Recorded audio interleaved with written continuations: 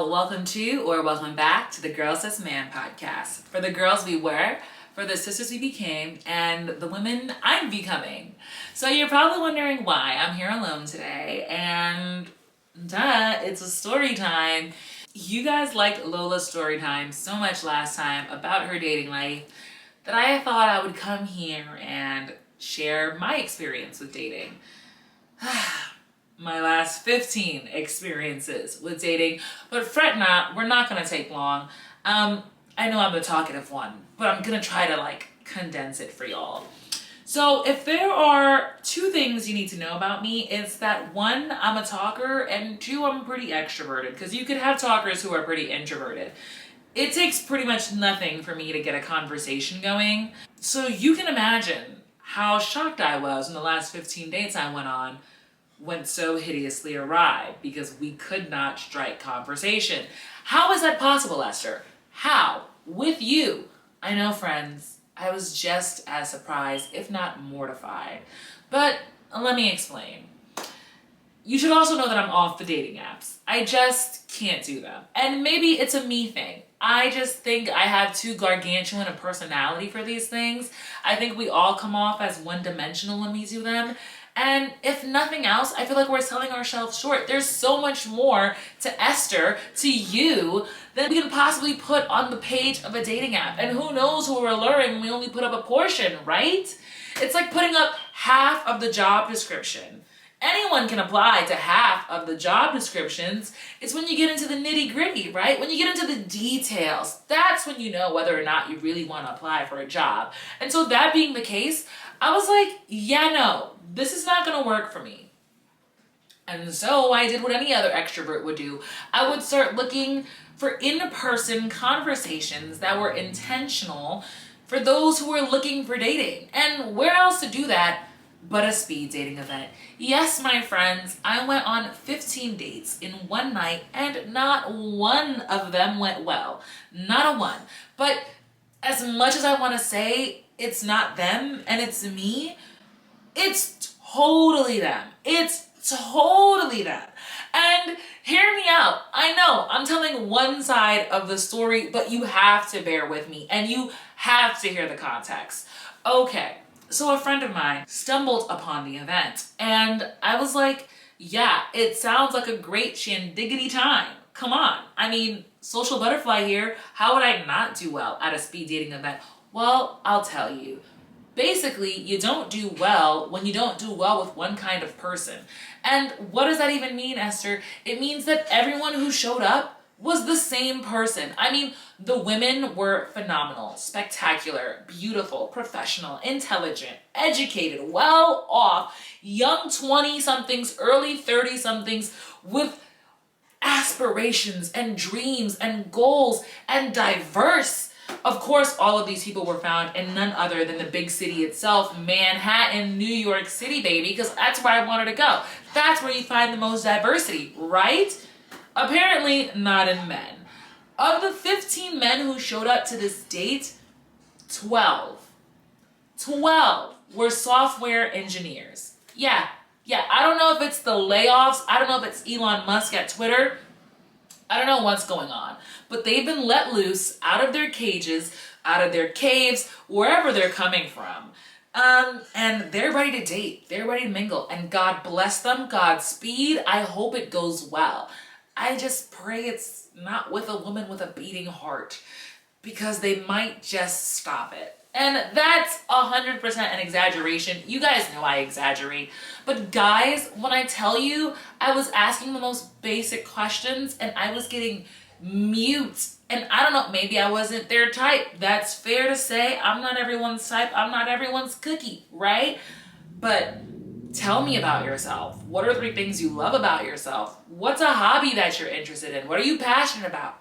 Zip, nada, pumpkins. But I talk about video games? Oh, yeah, no, They can run me the entire, from top to bottom. They can give you the editors, the creators, the designers of any video game that you bought up. And thank God I have brothers, because that was the only reason I even knew some of these games, okay? And let me tell you, don't even get to talking about their professions, because of the other three that were not software engineers, you had a hedge fund manager, yeah, basically the same personality. You had a teacher, totally different personality, I'll give you that, and a professional chauffeur. And so I'm gonna go down the line with at least 6 or 7 of them and tell you why they went bad. And y'all can tell me if I'm in the wrong here.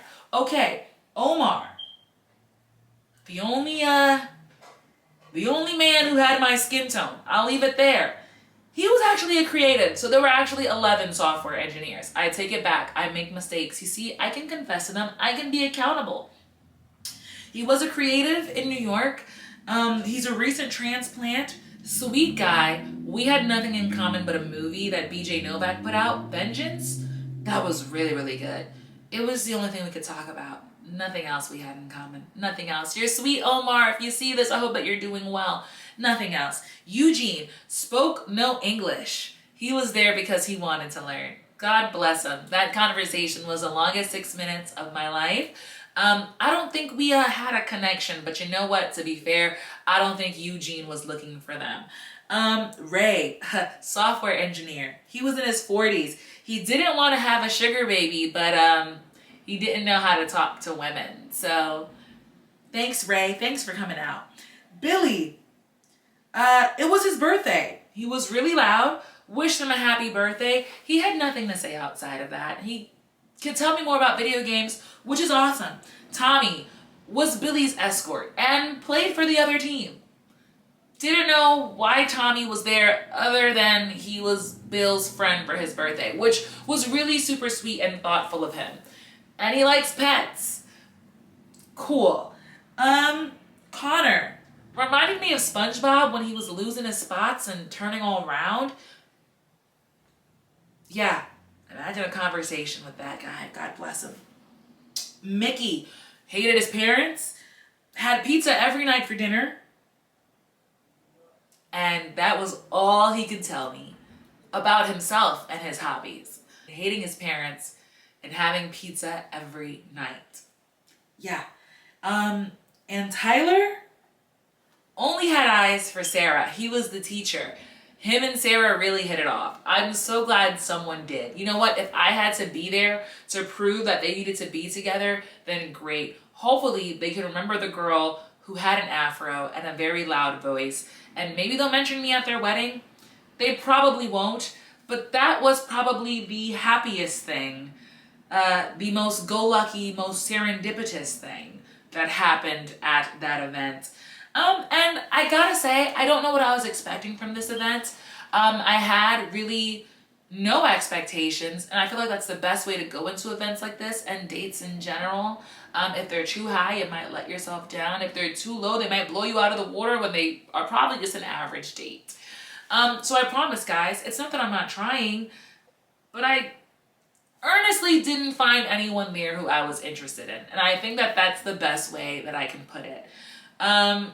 I gotta say though, the best date that I had all night was the date that I had with the women who attended. A few of us got together, we got drinks afterwards, had dinners, we talked the night away, we laughed the night away.